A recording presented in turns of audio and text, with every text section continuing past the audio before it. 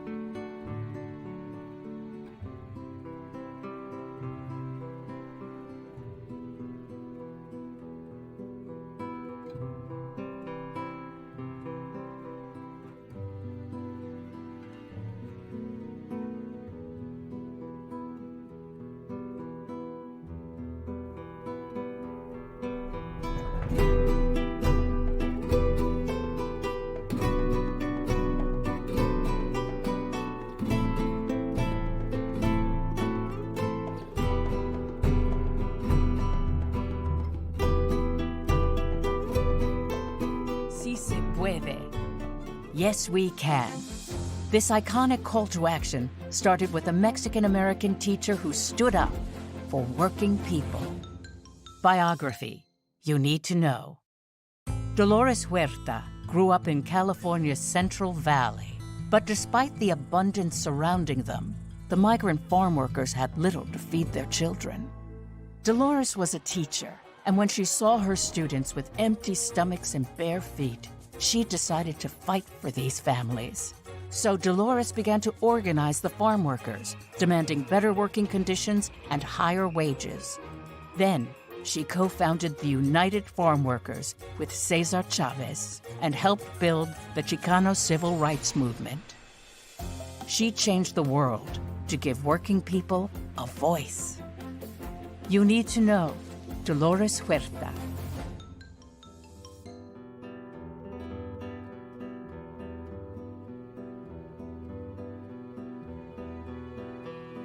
Dolores Clara Fernandez was born in the northern New Mexico mining town of Dawson in 1930. When her parents divorced, she moved with her mother Alicia Chavez and two brothers to Stockton, California, where her enterprising mother bought 2 hotels and a restaurant and set up a business that catered largely to the Mexican-American farm workers. As a young woman, Dolores helped out at the hotel while attending Stockton High School and was active in the Girl Scouts, distinguishing herself early by winning 2nd place in a National Girl Scout essay contest. She was impacted by discrimination when a prejudiced school teacher accused her of cheating because her papers were so well written. Her brother Marshall was the victim of World War II xenophobia and racism when he was beaten and stripped of his clothes for wearing a zoot suit to a dance. Influenced me the most. My Girl Scout teacher, Catherine Camp, I was a Girl Scout for 10 years of my life, and she had a great influence in terms of nature, taking care of Mother Earth. Of course, my mother, who gave me all of my values, and one of my girlfriends, Charles Satterfield. She was African American. Just knowing Charles, introducing me into, you might say, the black world, and learning the music and the dancing and the values. She had a great influence on me also. Of course, Fred Ross Sr., who was the one that taught Cesar and myself how to organize. I could, of course, include Caesar also, but I also want to include the feminist leaders like Gloria Steinem, Eleanor Smeal. They really taught me not to be hesitant about fighting for women's rights. Dolores' mother, Alicia's independence and entrepreneurial spirit was one of the primary reasons she became a feminist. Alicia was known for her kindness and compassion towards others. She often waived the fees or offered rooms at affordable rates in her 70-room hotel in Stockton. Alicia encouraged the cultural diversity that was a natural part of Dolores' upbringing in Stockton, which was made up of Mexican, Filipino, African American, Japanese, and Chinese working families.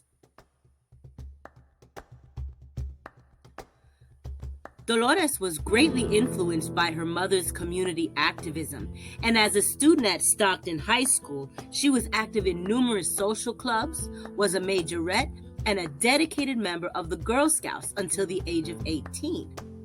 She graduated from Stockton High in 1947 and then went on to attend the University of the Pacific's Delta Community College, from which she received a teaching degree. Dolores taught English at an elementary school to farm workers' children, but was conflicted and saddened by the levels of poverty she witnessed. After just 1 year of teaching, Dolores decided she needed to do more, and she left teaching to work with farm workers. At that time, she was briefly married and had the first 2 of what would become 11 children. Growing up in the farm working community of Stockton, she became aware of the discrimination suffered by Mexicans and Mexican Americans, particularly the field hands working in the hot San Joaquin Valley sun. This began her lifelong journey of working to correct economic injustice for farm workers. I mean, and not only were they not paid very much money, as you mentioned, they didn't have any type of unemployment insurance that all industrial workers have, no overtime. But I think the most terrible thing about their condition was that the employers did not respect their workers enough to give them a toilet, a porta potty in the fields. They were denigrated and insulted. In response to the appalling conditions that migrant farm workers faced, Dolores found her calling as an organizer. In 1955, she was a founding member of the Stockton Community Service Organization, the CSO, which opposed segregation and lobbied for better conditions for farm workers. During this time, Dolores founded the Agricultural Workers Association, set up voter registration drives, and pressed local governments for barrio improvements. In 1955, she was introduced to CSO Executive Director Cesar E. Chavez, a like-minded colleague. The two soon discovered that they shared a common vision of organizing farm workers, an idea that was not in line with the CSO's mission. Cesar and Dolores resigned from the CSO and launched the National Farm Workers Association in the spring of 1962. Dolores' organizing skills were essential to the growth of this budding organization.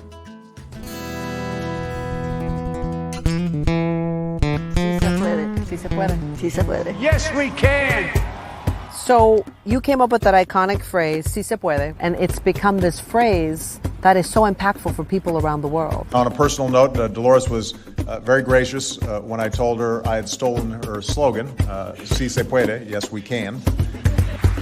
In Spanish, it means, yes, I can, but it also means, yes, we can. So it's not only about what we as individuals can do, but it's also about our collective we, put all of us together, the way that we can make things happen. And I think it's a very empowering slogan, because it really means that each of us has the power to change things. And a lot of people don't know that they have that power. They don't think that their lives matter. They don't think that their votes matter. But when they hear "Si se puede," it does mean, yes, we can make it happen. Yes, I can make it happen.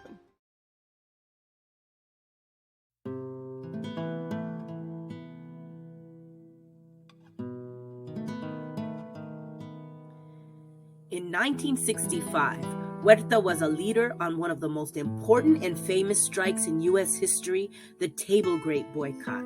The strike, which lasted more than 5 years, began when the majority Filipino Agricultural Workers Organizing Committee went on strike, and the National Farm Workers Association, mostly Latinx, and helmed by Chavez and Huerta, joined them. Soon after, the organizations merged to create the United Farm Workers. They still represent workers today.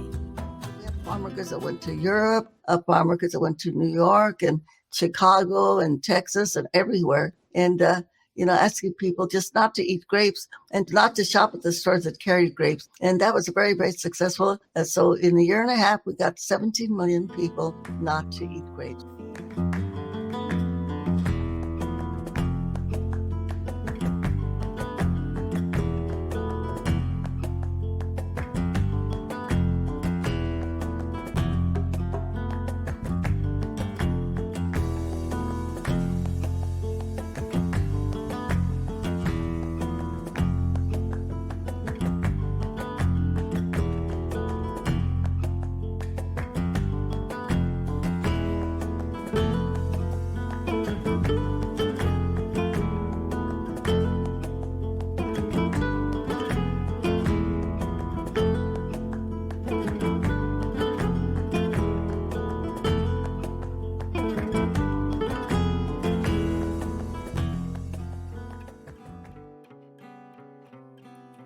Dolores has 11 children, 14 grandchildren, and 6 great-grandchildren. Her lengthy list of accolades includes being inducted into the National Women's Hall of Fame in 1993 and being named one of the most influential labor activists of the 20th century. Californians recognize tributes to Dolores Huerta throughout the state, from the naming of schools to beautiful artwork, murals, and sculptures located in colleges and universities and throughout our cities. And of course, as an alumni of Delta College here in Stockton, it is only fitting that there is a plaza named for Dolores Huerta right here on campus.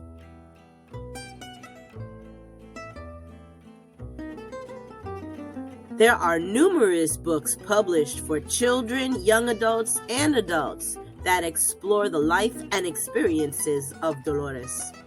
In 2002, she founded the Dolores Huerta Foundation, which is still involved in community organizing to this day. She was also awarded the Presidential Medal of Freedom in 2012, and she was the subject of the documentary Dolores in 2007. At the age of 92, Dolores Huerta still advocates her political and social activism in support of rights for immigrants and women. Her legacy continues. Dolores is an icon. She's a civil rights hero. She's the first general that I followed into war. She's not afraid to speak truth to power. Dolores Huerta, who is an old friend of mine. The FBI knew how dangerous Dolores was. Dolores came up with the slogan, "Si se puede." Yes, we can. You were a young girl growing up in America in the 40s. You must have had a dream. After I had seen the miserable conditions of farm workers, Cesar Chavez said, we have to organize a union. You had this ambience all around you that you could really change the world. It was beyond question the largest gathering on behalf of farm workers in California history. I wish they'd all go back to where they came from. We have no labor troubles. She wasn't asking for permission. She just did what needed to be done. She has such a firm belief in what she's doing. We've never given up. That she infects you with it. Dolores Huerta. 90,000 people were poisoned in the fields of the United States of America. The farm workers founded the whole idea of environmental justice. Men were threatened by her power. She's a very volatile individual. She's an insult. People wanted to see her in a more traditional role. I left a couple of my children behind. That's part of the sacrifice that we made and that we had to make. And it still pains me when I think about it. People in power have no idea of the true heroes of this country. I would not have been able to see what's hidden in the fields of our country without Dolores. We're knee-deep in sexism when it comes to why she isn't studied and why people don't know her. Latina girls need to see statues of you. We really gotta set the record straight. I mean, women cannot be written out of history.